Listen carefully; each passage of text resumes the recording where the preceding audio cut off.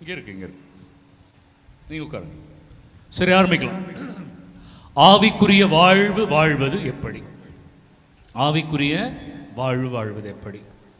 பிரியமானவர்களே, நான் மறுபடியும் சொல்கிறேன், நம்முடைய வாழ்க்கை எல்லாம் ஆண்டவரை நோக்கிய ஒரு பயணம். நம்முடைய வாழ்க்கை எதை நோக்கிய பயணம்? ஆண்டவரை நோக்கிய பயணம். நம்ம யாருமே இந்த உலகத்திற்காக படைக்கப்படவில்லை. இந்த உலகத்திற்காக படைக்கப்படவில்லை, ஆண்டவருக்காக படைக்கப்பட்டிருக்கிறோம். அதுதான் பவுல் சொல்வார். பிலிப்பியர் 1:20-21 சொல்வார். வாசிக்க வேண்டாம். அவர் சொல்வார், நான் சீக்கிரமாக மரித்து சீக்கிரமாக இறைவனோடு சென்று வாழ விரும்புகிறேன். நான் சீக்கிரம் சாவணும்னு விரும்புகிறேன் அப்படின்னு ஒருத்தர் சொல்கிறார். நம்ம சொல்லுவோமா? சும்மா சொல்லலாம், வாயில தான் சொல்லலாம், மனசு சொல்லாது. நம்ம படுற கஷ்டத்தினால என்ன சொல்லுவோம்? வாய் வேணா சொல்லணும், ஆனால் மனசு சொல்லாது. எல்லாருக்குமே வாழணும்னு ஆசை. ஆனால் நமக்கு ஒரு விஷயம் உண்மையாகவே தெரிஞ்சிட்டா நமக்கு அந்த ஆசை வராது. அது பவுலுக்கு தெரியும் அந்த விஷயம். ஏன்னா இந்த உலகத்தில் வாழ்வதுதான் துன்பமான வாழ்க்கை, இறைவனோடு வாழ்வதுதான் இன்பமான வாழ்க்கை, கண்ணீர் இல்லாத வாழ்க்கை, கவலை இல்லாத வாழ்க்கை. அந்த வாழ்வு உங்களுக்கும் உண்டு, எனக்கும் உண்டு என்று சொல்வதற்காகத்தான் இயேசு வந்தார். இயேசு ஏன் இந்த உலகத்துக்கு வந்தார்? இந்த மனிதர்கள் இந்த உலகம்தான் நிரந்தரம் என்று தவறாக நினைத்து கொண்டு இவர்கள் வாழ்ந்து கொண்டிருக்கிறார்கள். சாவோடு இந்த உலகம் முடிந்து விடுகிறது என்று இவர்கள் நினைக்கிறார்கள். இல்லை, இந்த உடல் தான் இவர்களுக்கு கொடுக்கப்பட்டிருக்கிற இன்வெஸ்ட்மெண்ட், மூலதனம். இந்த உடலை பயன்படுத்தி அவர்கள் விண்ணக வாழ்வை பெற வேண்டும். ஆமென் சொல்லுங்க. எவ்வளவு அழகான விஷயம் இல்ல? இந்த உடலை பயன்படுத்தி விண்ணக வாழ்வை பெற வேண்டும். அதற்காகத்தான் ஆண்டவர் இந்த உடலை உங்களுக்கும் எனக்கும் கொடுத்திருக்கிறார். Science has not answered this. இதுவரைக்கும் அறிவியல் நீங்கள் ஏன் இந்த உலகத்தில் இருக்கிறீங்கன்றதுக்கு பதில் சொல்லவே இல்லைல்ல. ஆனால் நம்ம ஆண்டவர் நமக்கு பதில் சொல்கிறாரு. பைபிள் நமக்கு பதில் சொல்லுது. ஏன்?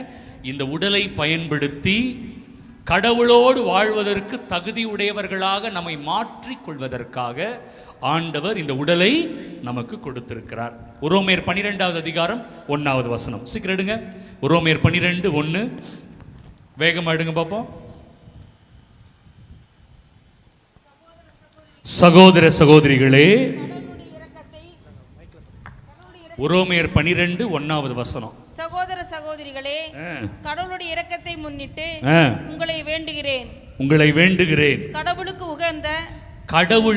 உகந்த தூய உயிருள்ள பலியாக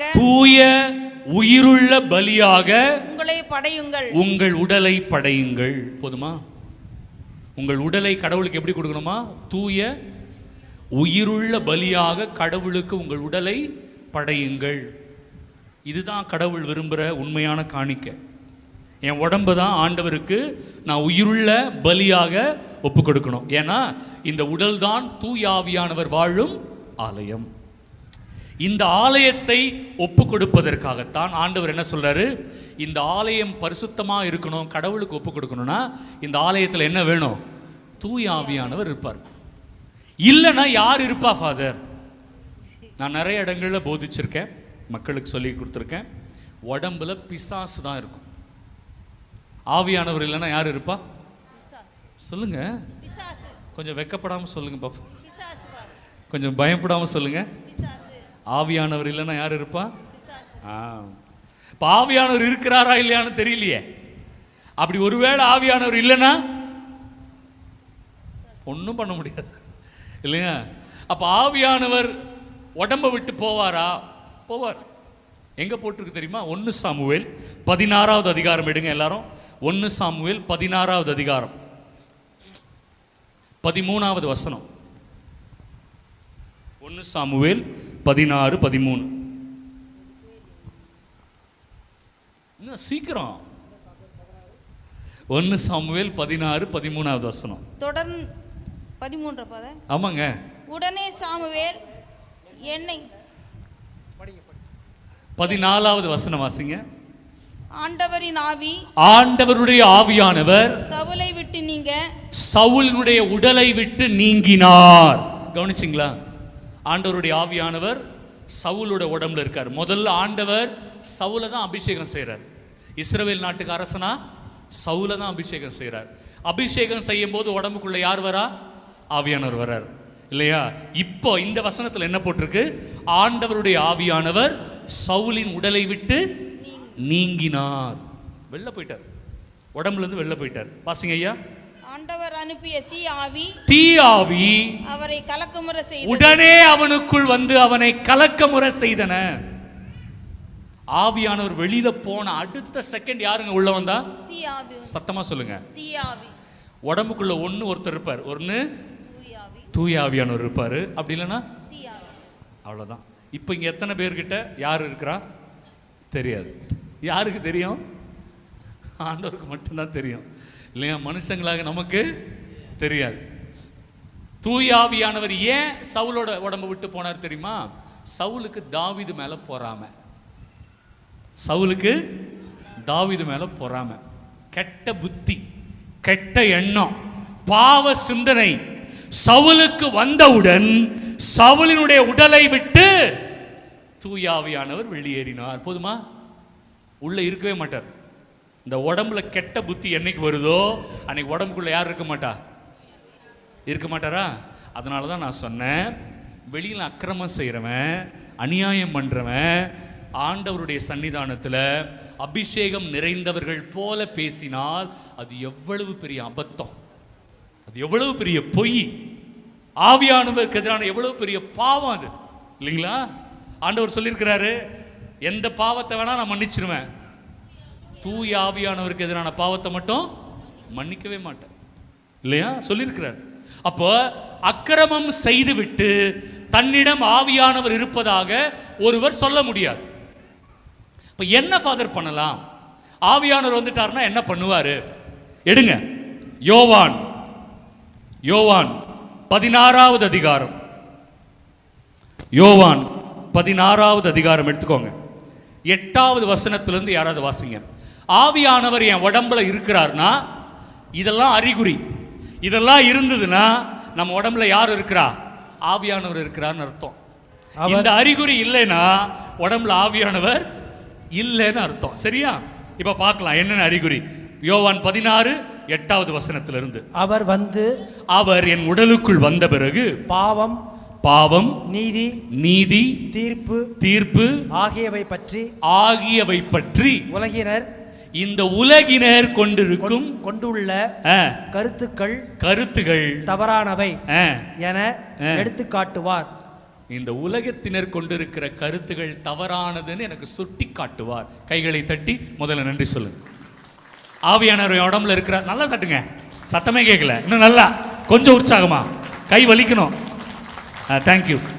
ஆவியானவர் வந்துட்டார்னா முதல்ல அவர் எனக்கு சுட்டி காட்டுவார்.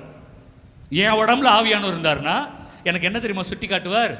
எது பாவம்னு சுட்டி காட்டுவார், எது நீதி என்று சுட்டி காட்டுவார், அப்புறம் எது தீர்ப்பு என்று சுட்டி காட்டுவார். அது மட்டுமல்லாமல் இந்த உலகம் கொண்டிருக்கிற கருத்து தவறு என்று சுட்டி காட்டுவார். ஹல்லேலூயா. சந்தோஷமா சொல்லுங்க. ஹல்லேலூயா. போதுமா? இந்த உலகம் எதெல்லாம் தப்பா சொல்லி கொடுக்குதோ, எதெல்லாம் தவறா இருக்குதோ அதெல்லாம் ஆவியானவர் எனக்கு என்ன பண்ணுவார்? இது தப்பு மகனே மகளேன்னு சொல்லுவார். போதுமா? இந்த உலகத்தினர் செய்கிற பாவமோ நானும் செஞ்சா அப்ப என்கிட்ட எப்படி ஆவியானவர் இருப்பார்? உலகத்தினர் தீண்டாமையை பின்பற்றுகிறார்கள், உலகத்தினர் சாதியை பின்பற்றுகிறார்கள் வச்சுப்போம். நானும் சாதியை பின்பற்றுகிறேன்னா என்ன வித்தியாசம்? ஒரு வித்தியாசமும் இல்லை. அப்ப ஆவியானவர் எனக்குள்ள இருந்தா என்ன சுட்டி காட்டுவார்? சாதியை பின்பற்றுவது தவறு என்று எனக்கு சுட்டி காட்டுவார். போதுமா? மூட நம்பிக்கைகள் தவறு, உலகத்தினர் செய்யற மூட நம்பிக்கைகள் தவறு இல்லையா? ஆவியானவர் எனக்குள்ள இருந்தா என்ன பண்ணுவார்? சுட்டி காட்டுவார். இது தப்பு, இது சரி என்று சொல்லுவார். கரெக்டுங்களா? கெட்ட வார்த்தை நான் பேசுறதுக்கு முன்னாடி ஆவியானவர் எனக்கு என்ன சொல்லுவார்? சுட்டி காட்டுவார். இது தவறு, இந்த கோபம் தப்பு, நீ அடுத்தவங்களை பார்த்து இப்படி தீர்ப்பிட்டல்ல அது தப்பு, அடுத்தவங்களை நீ இப்படி எடை போட்டிய அது தப்பு, உன்னுடைய வழிபாடு முறை தப்பு, நீ ஜெபிக்கிற விதம் தப்பு, நீ உலகத்தினர் மாதிரி காட்டிக்கிறதுக்காக ஜெபிக்கிற தப்பு இல்லையா? இந்த உலகம் செய்கிற எல்லா தவறுகளையும் நான் செய்து விடாதபடி ஆவியானவர் எனக்கு எல்லாவற்றையும் சுட்டி காட்டுவார். ஹல்லேலூயா, ஹல்லேலூயா. இப்ப புரியுதா? ஆவியானவர் அபிஷேகம் பெற்றால் முதல் விஷயம் என்ன, நான் திருத்திக்கணும். அடுத்தவரை திருத்தது அப்புறம். ஆவியானவர் என்கிட்ட இருந்தா முதல்ல நான் என்ன பண்ணணும்? என்னை திருத்திக் கொள்ளணும். ஏன்னா அவர் எனக்கு தான் முதல்ல எல்லாத்தையும் சொல்லுவார். இது தப்பு, இது தப்பு, இது சரி என்று சொல்லி காட்டுவார். புரியுதுங்களா? அது இல்லாம ஒருத்தங்க வாழ முடியாது. ஒரு எடுத்துக்காட்டோட நான் முடிக்க போறேன். ரொம்ப ஈஸியா இருக்கும், இன்ட்ரெஸ்டிங்கா இருக்கும். எசேக்கியேல் 37வது அதிகாரம் எடுத்துக்கோங்க. எசேக்கியேல் 37.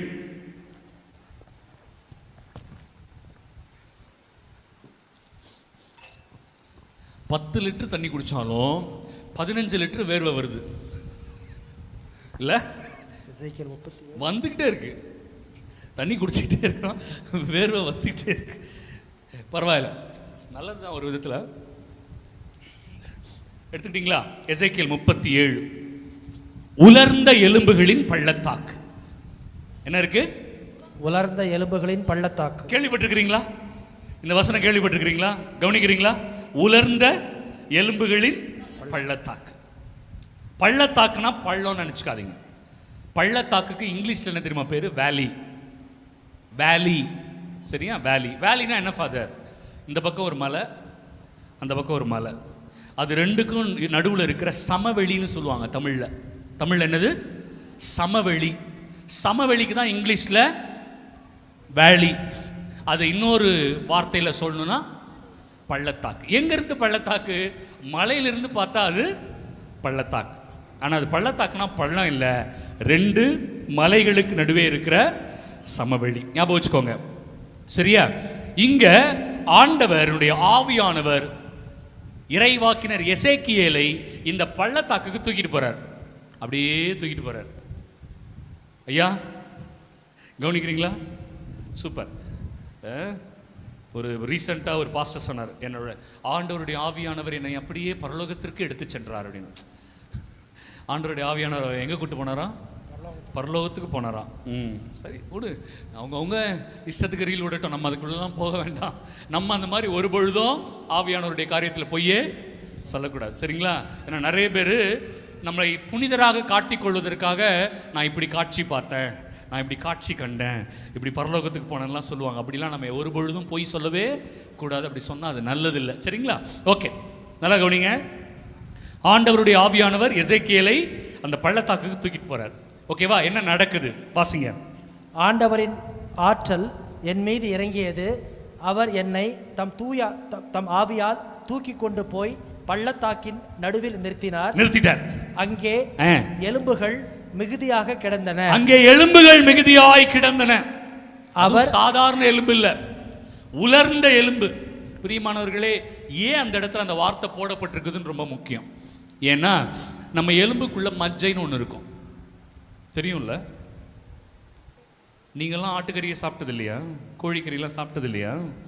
அப்படி அந்த எலும்பெல்லாம் தட்டி அப்படி உறிஞ்சி உள்ள இருக்கிற மஜ்ஜையெல்லாம் உறிஞ்சினதே இல்லையா?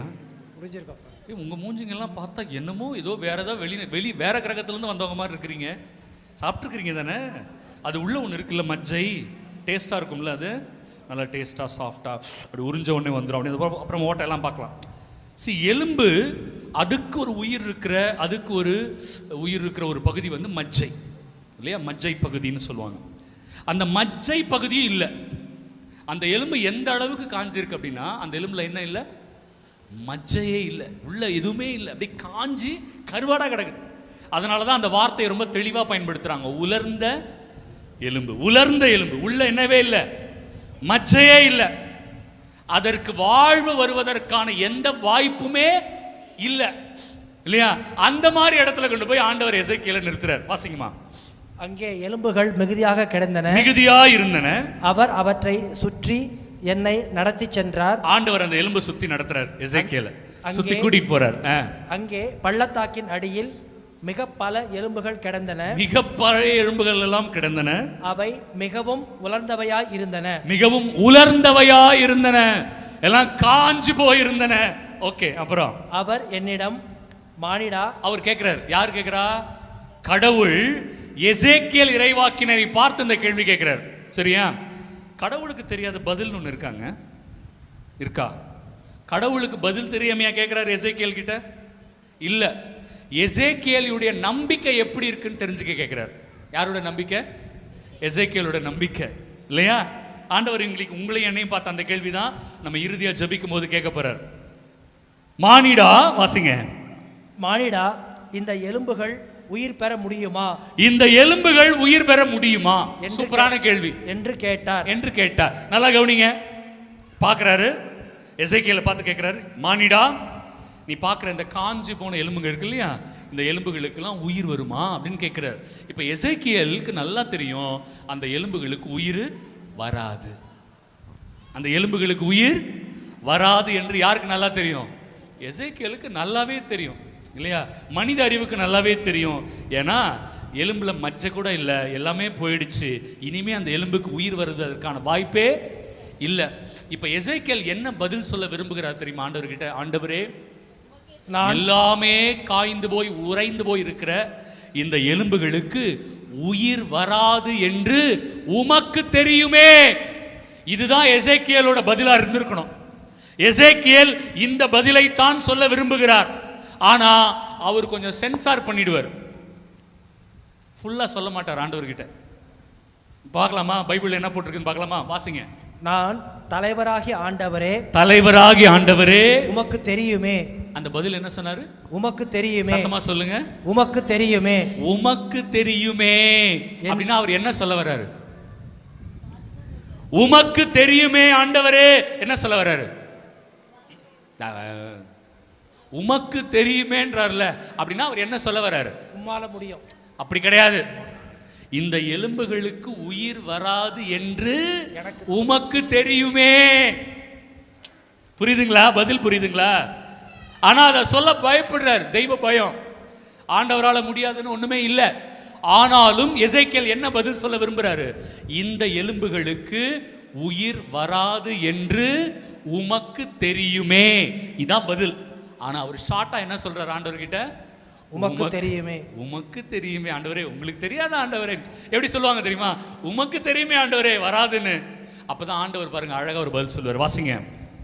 அவர் என்னிடம் உரைத்தது, நீ இந்த எலும்புகளுக்கு இறைவாக்கு உரை. இந்த எலும்புகளுக்கு இறைவார்த்தையை சொல். யாருக்கு? யாருக்கு? உலர்ந்த எலும்புகளுக்கு. அங்கதான் யாருமே இல்லையே, யாருமே இல்லையே. ஆண்டவர் யாருக்கு இறை வார்த்தையை சொல்ல சொன்னார்மா? உலர்ந்த எலும்புகளுக்கு. மனுஷங்களே இல்ல. கவனிச்சிங்களா? செத்து போன நம்முடைய வாழ்க்கை கிட்டத்தட்ட அப்படிதான். நம்முடைய வாழ்க்கையும் கிட்டத்தட்ட உலர்ந்த எலும்பு மாதிரி தான். இன்னைக்கு நிறைய மக்களுடைய வாழ்க்கை, அதுவும் குறிப்பாக கத்தோலிக்க திருச்சபையில் உலர்ந்த எலும்புகளாகத்தான் இருக்கிறது. நம்பிக்கைலாம் இல்லைங்க. ஏதோ ஒரு டைம்ல நம்ம போறோம். அந்த ஆத்மார்த்தமான ஆண்டவர் மீதான ஒரு நம்பிக்கை நாளடைவில் கொஞ்சம் கொஞ்சமா குறையுது. இன்னைக்கு கடமைக்காக ஞாயிற்றுக்கிழமை திருப்பலி, கடமைக்காக திருப்பலி. ஒரு சிலர் மட்டும்தான் இறை வார்த்தையின் மீது தாகம் உள்ளவர்களாக, ஒரு சிலர் மட்டும்தான் இன்னைக்கும் சில தியான இல்லங்களுக்கு போறாங்க, ஒரு சிலர் மட்டும்தான் ஜெபிக்கிறாங்க, ஒரு சில குடும்பங்களில் மட்டும்தான் குடும்ப ஜெபம் இருக்கு. அதிலும் குறிப்பா கொஞ்சம் நல்லா படிச்சுட்டா, கொஞ்சம் பண வசதி வாய்ப்பு வந்த பிறகு நிறைய பேர் கடவுள் பக்கம் திரும்புறதே இல்லை. கவனிச்சிங்களா? அது நம்ம எதை நோக்கி போறோம் பார்த்தீங்களா? நம்ம அறியாமையே நம்மளுடைய பிள்ளைகளையும் தவறான வழியில் நம்ம கூட்டிட்டு போறோம். நம்ம கஷ்டப்பட்டோம் ஒரு காலத்துல, அப்ப ஆண்டவரை தேடணும். ஆண்டவர் என்ன நல்லா வச்சுட்டாரு. நான் என்ன பண்றேன்? நல்லா ஆனதுக்கு அப்புறம் ஆண்டவரை விட்டுட்டேன். நான் விட்டுட்டேன், ஓகே. அதனால யாரு கஷ்டப்பட போறா? என் பிள்ளைங்க. அவங்க அதை பத்தி யோசிக்கிறதே இல்லை. அவங்க அப்பா ரொம்ப கஷ்டப்பட்டிருப்பாரு, கோயில் ஆண்டவர் வாழ்ந்திருப்பார், அதனால ஆண்டவர் அந்த குடும்பத்தை ஆசீர்வதிச்சிருப்பார். இப்ப அவங்க நல்ல வசதி வந்திருப்பாங்க. ஆனா அவங்க யாரை விட்டுட்டாங்க? ஆண்டவர் விட்டுட்டு தான் நினைக்கிறாங்க. தன் பிள்ளைகளுக்கு வர வேண்டிய ஆசீர்வாதத்தை அவர்கள் இழந்து விட்டார்கள். ஆமென் சொல்லுங்க. ஆமென். இதுதான் நடக்குது. இதுதான் நிறைய இடத்துல நடக்குது. கொஞ்சம் பெரிய படிப்பு படித்த உடனே இல்லையா, கொஞ்சம் வசதி வாய்ப்பு வந்த உடனே பார்ட்டிக்கு நேரம் இருக்கு அவங்களுக்கு. எதுக்கு நேரம் இருக்கு? பார்ட்டிக்கு நேரம் இருக்கு, ஃபங்க்ஷனுக்கெல்லாம் நேரம் இருக்கு. they set aside their time. அதுக்குன்னு நேரத்தை ஒதுக்குறாங்க. பார்ட்டிக்கு நேரம் ஒதுக்குறாங்க, ஃபங்க்ஷன்ஸ்க்கு நேரம் ஒதுக்குறாங்க, நண்பர்களோடு ஊர் சுத்துறதுக்கு நேரம் ஒதுக்குறாங்க. இல்லையாமா? உண்மையா இல்லையா? நான் ஏதாவது தவறா சொல்றேனா? இல்ல. எல்லாத்துக்கும் நேரம் ஒதுக்குறவங்களுக்கு ஆண்டவருக்கு நேரம் ஒதுக்க மனம் இல்லை. நேரம் இல்ல, மனம் இல்லை. நீ வாழ்ற வாழ்க்கையே உன் தாயார் உன் தந்தையார் செய்த தியாகத்தினால் ஆண்டவர் கொடுத்த பரிசு. ஆனால் அந்த வாழ்க்கையை பெற்ற பிறகு ஆண்டவருக்கு தன்னுடைய நன்றியை செலுத்த அவர்களுக்கு மனம் இல்லை. பாத்தீங்களா? அப்ப எப்படி ஆவிக்குரிய வாழ்க்கை வாழ முடியும்? எப்படி ஆண்டவருக்குள்ள இருக்க முடியும்? இன்னைக்கு பாருங்க, ஒருத்தன் குடிச்சிட்டு போய் ஒரு பையன் 16 வயசு பையன் இந்தியாவில் நியூஸ்ல பார்த்துருப்பீங்க. குடிச்சிட்டு போய் பாவம் ரோட்ல போற 2 பேரை அடிச்சு கொண்டுட்டான். அப்பா இப்ப ஜெயிலுக்கு போயிட்டார். ஏன்னா பையன் 16 வயசு. யார் ஜெயிலுக்கு போனாங்க இப்போ? கவனிச்சிங்களா? கவனிச்சோமா? யார் செஞ்ச பாவம் யார் மேல விழுந்துச்சு? என் பிள்ளையை நான் ஒழுங்கா வளர்த்துருக்கணும்ல. அந்த மகன் எவ்வளவு குடிச்சாரான் தெரியுமா? 48,000 ரூபாய் குடிச்சிருக்கான் அந்த பையன், அந்த 16 வயசு பையன். அன்று இரவு அவன் குடித்த அந்த பில் எவ்வளோன்னு போட்டிருக்காங்க? 48,000 போட்டிருக்காங்க. பேப்பர்ல படித்தேன், அவ்வளோ வேதனையா இருக்கு எனக்கு. 16 வயசு பையன். நேத்து கர்நாடகால மனைவி இரவு உணவு செய்து தரவில்லை. நேத்து கர்நாடகால மனைவி இரவு உணவு செய்து தரவில்லை. நைட்டு கணவன் அவளுடைய தலையை வெட்டினான். உலகம் எங்க போகுது பார்த்தீங்களா? நைட்டு சாப்பாடு போய் கடையில் போய் வாங்கி சாப்பிட வேண்டியதானே? 8 வயசு புள்ள இருக்காங்க அவங்களுக்கு, 8 வயசு ஒரு பையன். அந்த குழந்தை என்னங்க பாவம் பண்ணுச்சு? அந்த குழந்தை என்ன பாவம் பண்ணுச்சு? அந்த தாயை இழக்க வேண்டிய பாவம் அந்த குழந்தை என்ன செஞ்சிச்சு? இன்னும் அதிகரிக்கும். ஆண்டவருக்குள்ளாக நம்ம வரலனா இன்னும் அதிகரிக்கும். கொடுமைகள் அதிகரிக்கும், கஷ்டங்கள் அதிகரிக்கும், வேதனை அதிகரிக்கும், நம்ம நினைத்து பார்க்க முடியாத கொடுஞ்செயல்கள் அதிகரிக்கும். ஆண்டவர் கேட்கிறார், என்ன பண்ணலாம்? இந்த உலர்ந்த எலும்புகள் இருக்கிறதே, என்ன பண்ணலாம்? ஆண்டவர் சொன்னாரு, இந்த உலர்ந்த எலும்புகள், நம்ம வாழ்க்கையெல்லாம் உலர்ந்த எலும்புன்னு சொல்லிட்டேன் இல்லையா? இந்த உலர்ந்த எலும்புகள் உயிர் பெற வேண்டும் என்றால் ஆண்டவர் என்ன தெரியுமா சொன்னாரு? இறை வார்த்தையை சொல். கைகளை தட்டுங்க பிரியமானவர்களே. நான் ஏற்கனவே சொன்னேன், வாழ்வு தருவது தூயாவியே, வாழ்வு தருவது தூயாவியே. இந்த உடல் எதற்கும் உதவாது, என் வார்த்தைகளே வாழ்வு தரும் ஆவியை கொடுக்கின்றன. இது எங்க? இங்க ஆண்டவர் இயேசு சொல்றாரு. நான் சொல்றது எசேக்கியேல் கிட்ட ஆண்டவர் சொல்றாரு பாருங்க, இந்த எலும்புகளுக்கு இறை வார்த்தையை சொல். வாசிங்க ஐயா. ஆண்டவரின் வாக்கை கேளுங்கள் என்று சொல். ஆண்டவரின் வாக்கை கேளுங்கள் என்று சொல். தலைவராகிய ஆண்டவர் இந்த எலும்புகளுக்கு இவ்வாறு கூறுகிறார், நான் உங்களுக்கு உயிர் மூச்சு புக செய்வேன், நீங்களும் உயிர் பெறுவீர்கள். யார் உயிர் பெறுவா? உலர்ந்த எலும்புகள் உயிர் பெறும். நான் யாரோ உலர்ந்த எலும்புகள்னு சொன்னேன்? நம்முடைய குடும்பங்கள், நம்முடைய கத்தோலிக்க மக்களுடைய வாழ்க்கை எல்லாம் உலர்ந்த எலும்புகள் ஆயிடுச்சு. இறை வார்த்தை வந்தாதான் நம்ம திருச்சபைக்குள்ள என்ன வரும்? என்ன வரும்? நான் மட்டும்தான் உயிரோட கத்திக்கிட்டு இருக்கிறேன். என்ன வரும்? உயிர் வரும், உயிர் மூச்சு வரும் இல்லையா? வாசிங்க. நான் உங்களை நரம்புகளால் தொடுப்பேன், உங்கள் மேல் சதையை பரப்புவேன், ஓகே, உங்களை தோலால் மூடுவேன், பின் உங்களுக்குள் உயிர் மூச்சு புக செய்வேன், உங்களுக்குள் உயிர் மூச்சு புக செய்வேன், நீங்களும் உயிர் பெறுவீர்கள். ஓகே, அப்போது நானே ஆண்டவர் என அறிந்து கொள்வீர்கள். Very good. எனவே எனக்கு கட்டளையிட்டபடி இறைவாக்கு உரைத்தேன். ஆண்டவர் எனக்கு சொன்னபடி அந்த எலும்புகளுக்கு இறைவார்த்தையை சொன்னேன். எசேக்கியேல் சொல்றார், நான் இறைவாக்கு உரைக்கையில் உராயும் ஓசை கேட்டது. உராயும் ஓசை கேட்டது. பிரியமானவர்களே, ஆண்டவருடைய வசனம் கேட்கும்போது நம்ம உள்ளம் உராயணும். உள்ளத்தில் இருக்கிற பாவம்லாம் நமக்கு தெரியணும். உள்ளம் குத்துண்டு பட வேண்டும். அப்படியே ஜாலியாலாம் இருக்க முடியாது. வசனம் டிஸ்டர்ப் பண்ணும். நல்ல மனசுக்காரங்களுக்கு என்ன பண்ணும்? வசனம் டிஸ்டர்ப் பண்ணும்.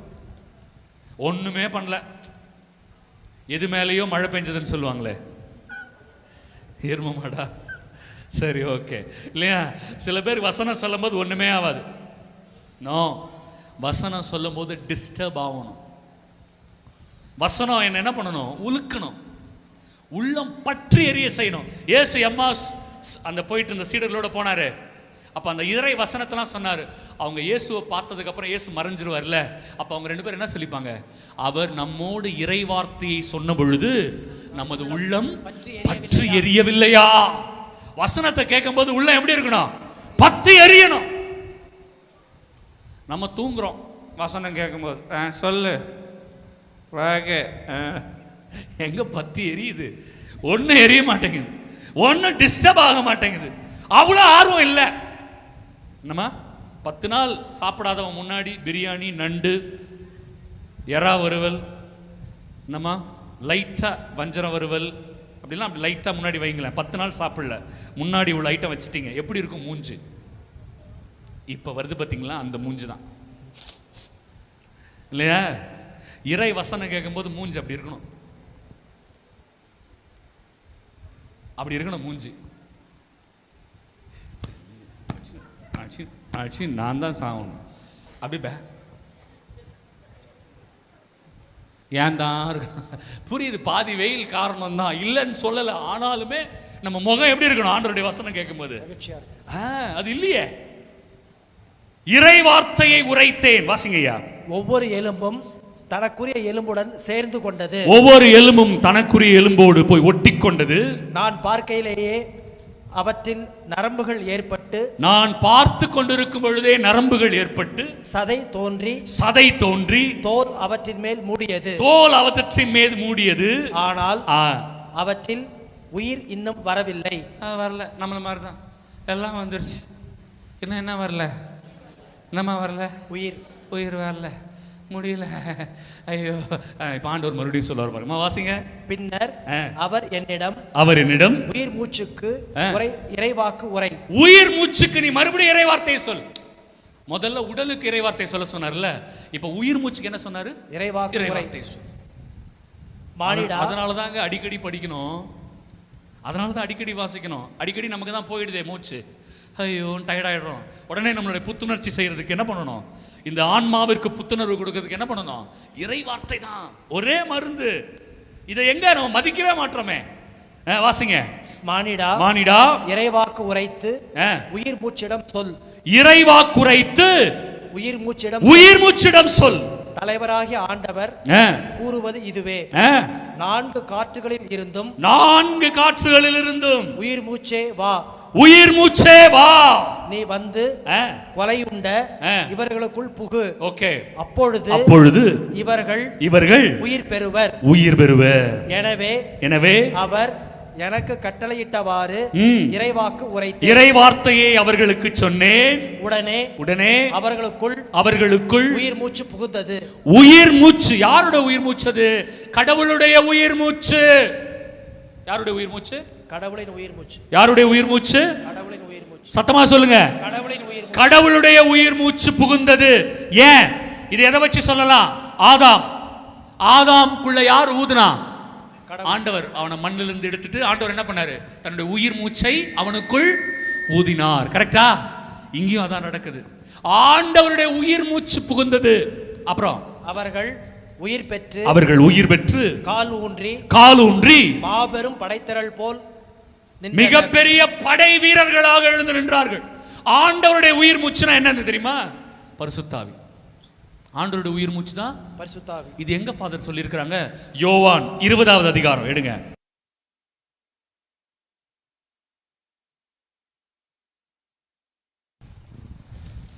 யோவான் 20:22.